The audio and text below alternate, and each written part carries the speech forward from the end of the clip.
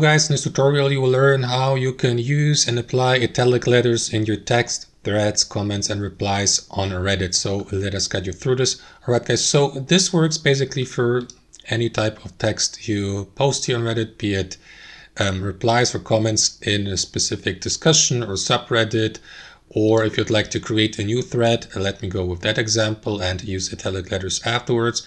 To do that, click into create post in the top right corner, select the community here you're a member of, and after that enter a title, and after that here in the text field guys, simply enter the text. So let me use the example word italic letters, highlight these words, and here click into that italic button, and that's it. And after that these letters will be converted, as you can see, and that's it. That's how it works guys, and it works the same way for comments and replies.